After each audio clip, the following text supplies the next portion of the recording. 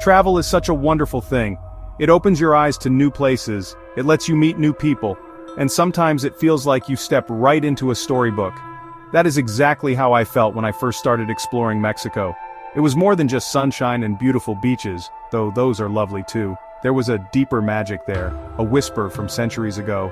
This magic was especially strong in its colonial towns and cities. I remember the feeling so clearly. It was like the stones themselves wanted to share their secrets with me. The air felt different in these places. It was filled with history, with the echoes of lives lived long ago. I would walk down cobblestone streets, so worn and smooth from time. I would look up at the incredible buildings. They were so grand, so detailed. Each one seemed to have its own personality, its own tale to tell. I found myself wondering about the people who built them. I thought about the people who lived in them centuries before I arrived. It was a powerful feeling, a connection to the past that was truly special and deeply moving. This journey wasn't just about sightseeing, it was about connecting with the soul of a country, a soul beautifully preserved in its colonial heritage for all of us to experience. To truly appreciate Mexico's colonial architecture, we need to step back in time. Imagine the 16th century. Spanish explorers and settlers arrived in a land that was already home to amazing civilizations. This meeting of two very different worlds was a turning point in history. It was the beginning of what we now call colonial Mexico. The Spanish brought their own ideas about religion, government, and of course building. They wanted to create a new Spain, and architecture was a very important way to show their presence and their power in this new land. These buildings were not just shelters, they were statements.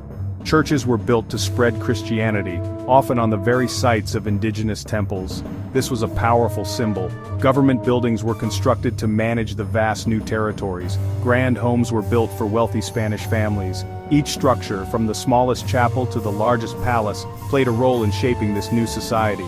The materials used were often local, but the designs came from Europe, creating a unique blend that you can still see and feel today when you walk these historic streets. These structures are like history books open for everyone to read.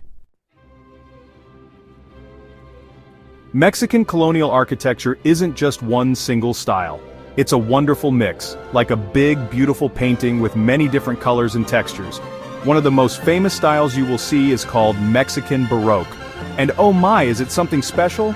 Imagine buildings decorated with incredibly detailed carvings.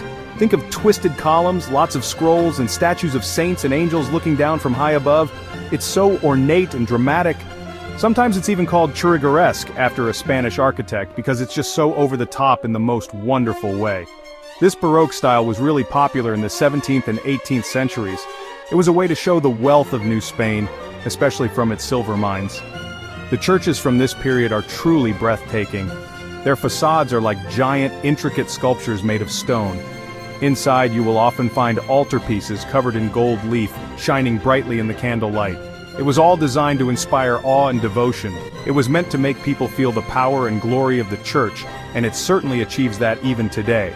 This variety is what makes exploring Mexico's colonial heritage such a rich and rewarding experience for any traveler. Let's journey to a region in central Mexico called the Bajío. This area, including states like Guanajuato, Querétaro, and San Luis Potosí, was incredibly important during the colonial era. Why? Silver. The discovery of rich silver mines here brought enormous wealth. And what did people do with that wealth? They built stunning cities, filled with some of the most beautiful colonial architecture you will ever see. These are often called the Silver Cities, and they truly shine with history and opulence reflecting a prosperous past. Think of cities like Guanajuato or Zacatecas. They are nestled in rugged hills, and their buildings seem to tumble down the slopes in a riot of color and form. The wealth from the mines funded the construction of magnificent churches, grand theaters, and elegant mansions. Walking through these cities feels like stepping onto a movie set. The Bajío region truly captures the essence of colonial Mexico's golden age, a time of immense wealth and artistic expression. Section 5, Puebla's Tiles, Mexico City's grandeur, central Mexican marvels. Moving towards the heart of Mexico, we find even more architectural treasures. Mexico City, built on the ruins of the Aztec capital Tenochtitlan, is a sprawling metropolis with a colonial core that will take your breath away. The Zócalo, or Main Square, is one of the largest in the world. It is surrounded by monumental buildings like the Metropolitan Cathedral and the National Palace. Standing in the Zocalo, you can really feel the layers of history. You can sense the power and importance of this place through centuries of change and development.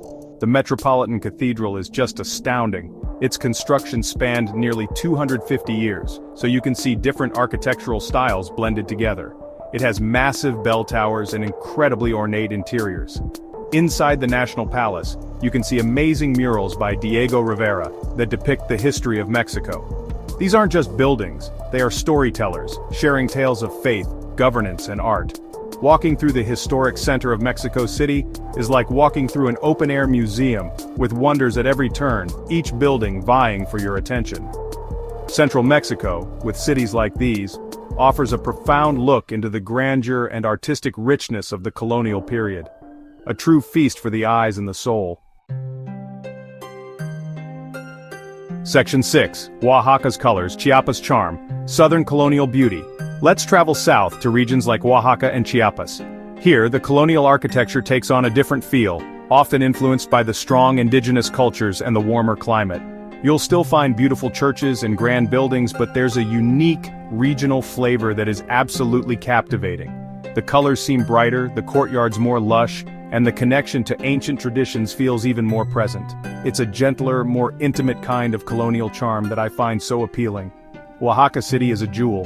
Its historic center is a UNESCO World Heritage Site, and for very good reason. The buildings are often constructed from a distinctive green volcanic stone called Cantera Verde, which gives the city a unique hue.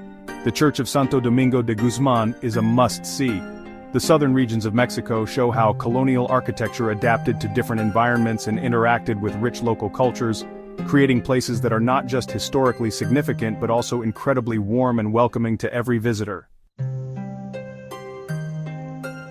Section 7. Lost in Guanajuato's Alleys, a personal journey. I want to share a little story from one of my favorite colonial cities, Guanajuato. This city is just magical. It's built in a narrow ravine, so the streets are incredibly winding, and many of them are actually underground tunnels. Getting lost in Guanajuato isn't just possible, it's part of the fun. I remember one afternoon, I decided to just wander without a map. I wanted to see where the cobblestone paths would take me, to discover the city's hidden corners on my own terms. I found myself in a tiny alleyway, so narrow that I could almost touch both walls at the same time. The houses were painted in the brightest colors, vibrant blues, sunny yellows, and deep reds. Flower pots overflowed from tiny balconies above. It was so quiet, away from the bustle of the main plazas. All I could hear was the distant sound of a church bell, and maybe some music drifting from an open window. It felt like I had stepped into a secret world, a place untouched by time. That experience in Guanajuato taught me something important. Sometimes the most memorable moments come from these small, unplanned discoveries. Section 8. More than museums, colonial life today.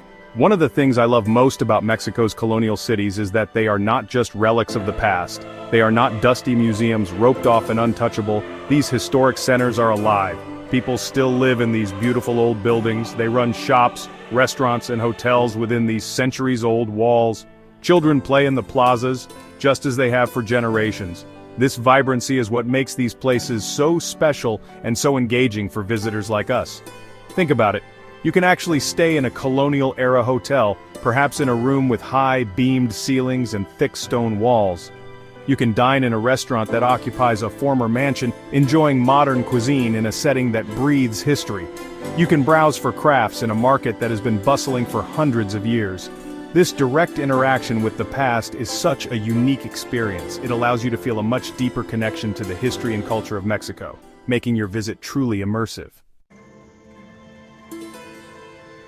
Section 9. Your turn to discover, an invitation to Mexico's soul. We've journeyed through some of Mexico's most beautiful colonial cities. We've seen the grand cathedrals and the colorful streets. We've touched on the history and the different architectural styles. I hope this little glimpse has sparked something in you. I hope it has made you curious to see these wonders for yourself. Because honestly, there is nothing quite like experiencing the magic of colonial Mexico in person. It's a journey that will stay with you long after you return home. Imagine yourself walking those cobblestone streets.